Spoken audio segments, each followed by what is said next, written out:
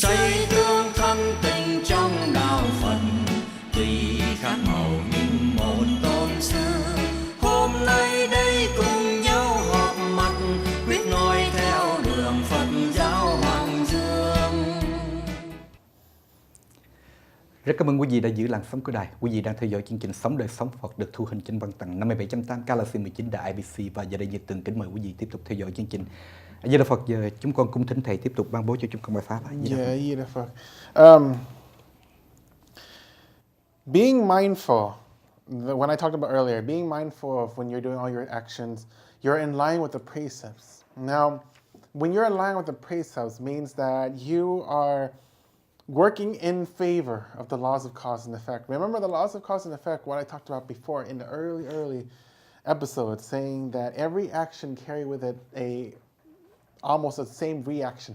If you have something positive, you can have something positive. If you do something negative, you're going to have something negative. It's pretty simple. Very down to earth, very simple, very basic teachings of basic laws of cause and effect. The precepts here is telling you do not kill, no stealing, no sexual misconduct, no lying, no intoxication. When you have all that, when you do all that, basically you're in line of doing everything that is good. When you're doing everything that is good, you in return receive everything that is good. So the second part here, being mindful of giving.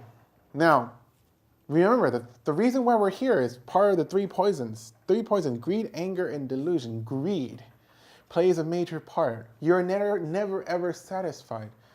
But so, as being mindful, as to develop our compassionate character, our compassionate motion of ourselves, you have to learn how to give. When you give, therefore you receive. When you give out, you will have it back in return.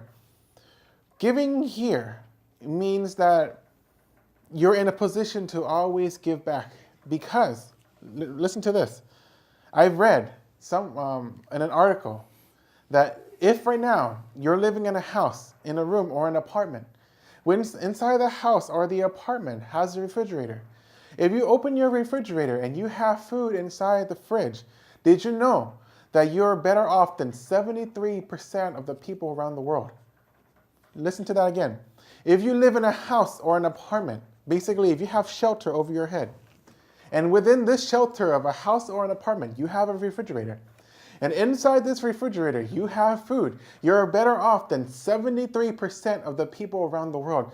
So consider yourself lucky, and that if you understand how lucky and how grateful you are, you should always be in a position to give back. When you give back, you have more of exactly what you're giving. The Buddha taught there are two types of giving in this world. The first time is material giving. That is, if you see someone fall down, you help them up. Someone's hungry, you give them food. Someone's thirsty, you give them water. Someone's sick, you give them medicine. Someone's struggling financially, you give them money. When you give any of those material things, in return, what you get is called good karma. But the Buddha taught there to receive the highest form of good karma, or the highest form of good merit, or the highest form of good deed is the giving of dharma. That is, you pray for someone. That is, you see someone suffering, you give them the cure for why they are suffering. If they're sick, if they're sick in the mind, you have to give them some form of dharma. Teach them how to meditate, teach them to learn how to focus on their breathing. Then through their practicing of the dharma, they learn to lessen their suffering. When you do that for someone else, in return, you receive the highest form of good merit, or the highest form of good karma. But most importantly, when you're living mindfulness and you're learning how to give, you're developing the most important component is the component of compassion. You learn how to develop compassion in yourself, then everything else will fall into, basically, good things will come to you. You have developed yourself to always attract great things that come into your life. And so let me let anh Nhật Tường translate this part before we continue further. Dạ Phật, dạ chúng con cảm ơn thầy. Thưa quý vị, thì tiếp theo cái phần mà giảng ở đây về cái phần niệm á, thì thầy muốn nói đây đó, thì khi mà chúng ta nói đến cái chánh niệm thì thầy có giảng về cái 5 giới, mà 5 giới ở đây là nó giúp đời sống của chúng ta đứng về cái chiều thuận của luật nhân quả. Tức là khi mà chúng ta thực hành theo 5 giới thì chúng ta đã tránh đi những cái điều mà bất an trong cuộc sống chúng ta. Ngược lại, nó còn đưa đến những cái đời quả vị, những cái như là chấm dứt cái sự khổ đau trong những cái đời vị lai nữa. Đó là cái công cụ của cái năm giới mà thầy muốn nói đây, là khi chúng ta chánh niệm về cái năm giới. Và điều kế tiếp thầy muốn nói đây là như thế nào? Nói tới năm giới thì đó là cái công cụ giúp chúng ta tạo được đời sống an lạc. Nhưng mà bên cạnh đó thì chúng ta cần phải biết là khi chúng ta hiện nay đang sống trong một cái thế giới này mà chúng ta có được một cái nơi an trú, có được một mái nhà hoặc là một khu chung cư, và ở trong cái chỗ mình ở có được một cái tủ lạnh mà trong tủ lạnh nó có được thức ăn đầy đủ, thì chúng ta đã tốt hơn 73% so với cái tỷ số người trên cái thế giới này. Đó là cái điều may mắn mà chúng ta có nếu nói theo bình thường. Nhưng mà thưa quý vị, đó là do phước báo mà chúng ta đã tạo được. Vì lẽ đó mà chúng ta có được cái phước báo ngày hôm nay. Những cái hạt giống mà chúng ta gieo trồng, cho nên ngày hôm nay chúng ta có được cái phước báo đó.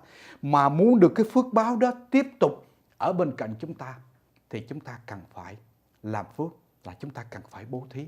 Mà nó nói thí ở đây là không phải là chỉ chúng ta cho, mà khi chúng ta khởi đi cái tâm từ bi chúng ta cho. Thưa quý vị, cái cho nó không phải đi một chiều đâu, nhưng mà nó sẽ đi ngược lại với chúng ta, tùy theo cái tâm lượng chúng ta khi chúng ta hành cái sự bố thí đó. Thì ở đây như thế nào? Muốn nói tới cái sự bố thí thì thầy nói có hai cái loại bố thí. Thứ nhất là về vật chất và thứ hai là pháp thí. Mà nói về cái tài thí hoặc là nói về tài thí ở đây thì khi người ta té mình đỡ người ta dậy, khi người ta cần thì mình cần bất cứ một cái phương tiện gì như là áo quần, thuốc men, vật chất.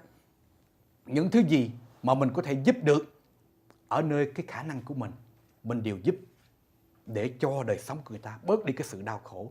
Và từ cái sự bớt sự đau khổ đó thì chúng sanh mới có thể an lạc, mới có thể tu tập. Và điều kế tiếp thì như thế nào?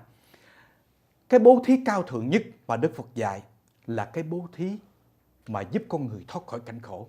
Thú vị, đó là pháp thí. Khi chúng ta thấy một người bị khổ là do đau khổ, là do vì cái tham, cái sân, cái si mà đưa đến cuộc sống khổ cho người ta. Mà mình đã có được cái phương thuốc, một cái phương dược để trị liệu cái khổ đó thì mình phải làm sao?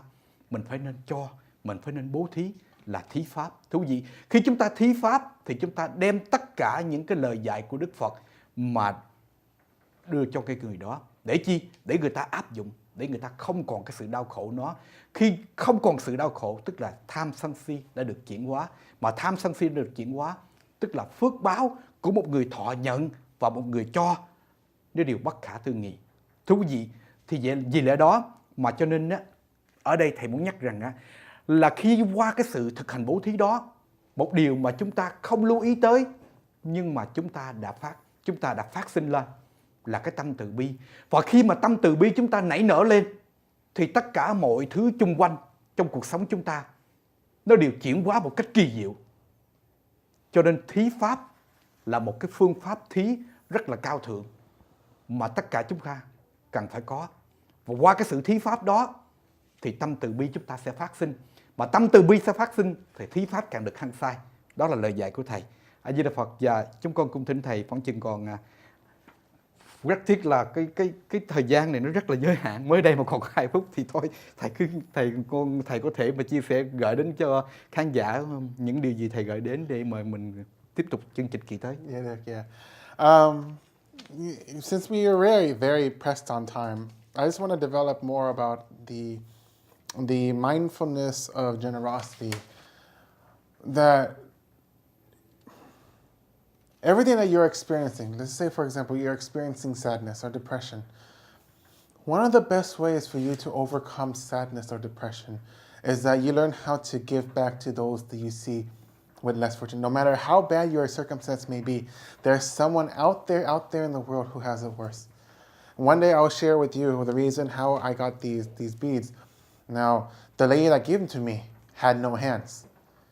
Her hands were chopped off, and when I gave her a few dollars, 200 Thai baht to be exact, which is around $7 in American money, she in return gave me these beads.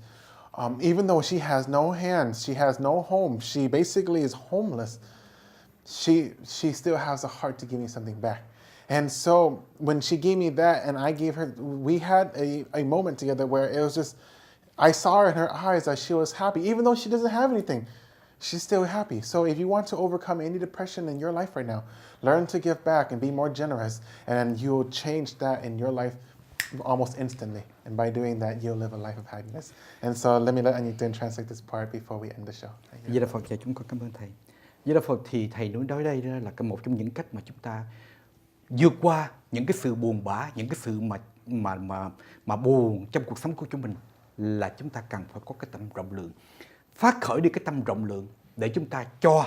Khi chúng ta cho thì chúng ta đón nhận lại, chúng ta có được một cái tâm rất là hoan lạc ở nơi chính mình. Một câu chuyện mà Thầy chia sẻ chúng ta rất là ngắn thôi, là khi Thầy đi qua bên Thái Lan và Thầy gặp một cái cô mà không có tay. Thầy đã cho cô ta 200 đồng. Và sau đó thì cô đó không có gì hết thì cô tặng cho Thầy cái sâu chuỗi. Mà cô rất là mừng. Và trong cái sự mừng đó Thầy đã phát hiện rằng là một trong những điều mà mình đem đến cái niềm vui là mình phát khởi cái tâm từ bi rộng lượng mà mình cho mọi người. Và đó là trong cái chương trình mà Thầy giảng ngày hôm nay. Rất tiếc là thời gian đã giới hạn. Kính chúc quý vị được vô lượng an lạc, bồ đề tâm kiên cố. Mọi chi tiết cũng như nhu cầu tâm linh xin quý vị vui lòng liên lạc về chùa Đường Ngựa, số điện thoại là 714-890-9513 và chùa Diệu Pháp ở số điện thoại là 626-614-0566. Kính chúc quý vị được một mùa Vu Lan thật là an lạc và hạnh phúc. Nam mô Bổn Sư Thích Ca Mâu Ni Phật. Chúng con cảm ơn Thầy.